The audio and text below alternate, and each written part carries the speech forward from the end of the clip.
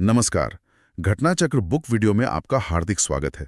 आइए प्रारंभ करें इस यात्रा को, जहां हर विषय वस्तु को हम सरल, स्पष्ट और परीक्षा उपयोगी ढंग से प्रस्तुत करेंगे।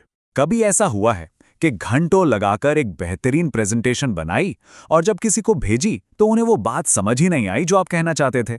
अरे, ऐसा इसीलिए होता है क्योंकि आप वहां उसे समझाने के लिए मौजूद नहीं थे। चलिए, आज इसी मुश्किल का हल निकालते हैं। तो इस गैप को भरें कैसे? देखिए, स्टूडेंट्स के लिए इसका मतलब हो सकता है असाइनमेंट में कम ग्रेड्स।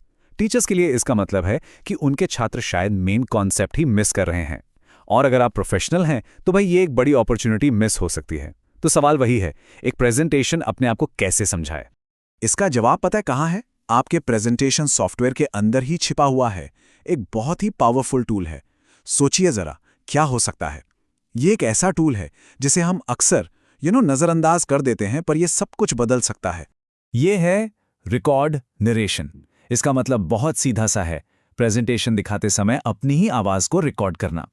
ये कोई रॉकेट साइंस नहीं है, बल्कि एक बहुत ही सरल लेकिन जबरदस्त आइडिया है जो आपकी स्लाइड्स में सचमुच जान डाल देता है।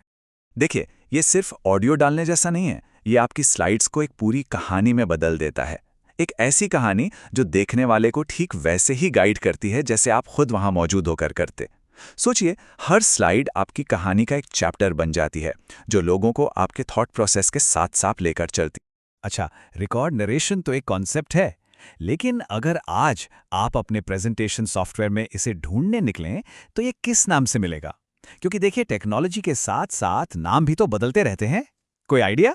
तो जो कॉन्सेप्ट पहले रिकॉर्ड नरेशन कहलाता था, वही आज के मॉडर्न सॉफ्टवेयर्स जैसे कि पावर पॉइंट में रिकॉर्ड स्लाइड शो के नाम से जाना जाता है।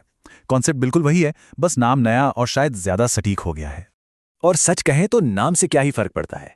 इसकी जो असली ताकत है, यानी आपकी आवाज को आपकी स्लाइड्स के साथ जोड़ने की, वो आज भी उतनी ही असरदार है। ये आपके मैसेज पर आपको पूरा कंट्रोल देती है। तो आखिर ये करता क्या है?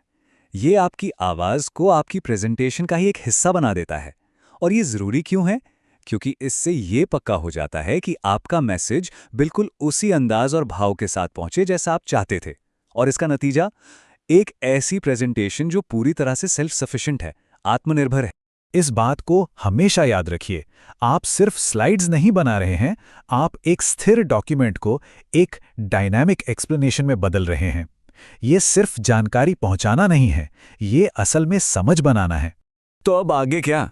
अगली कौन सी प्रेजेंटेशन है जिसमें आप अपनी आवाज से जान डालने वाले हैं? जाइए और अपनी कहानी अपनी आवाज में सुनाइए।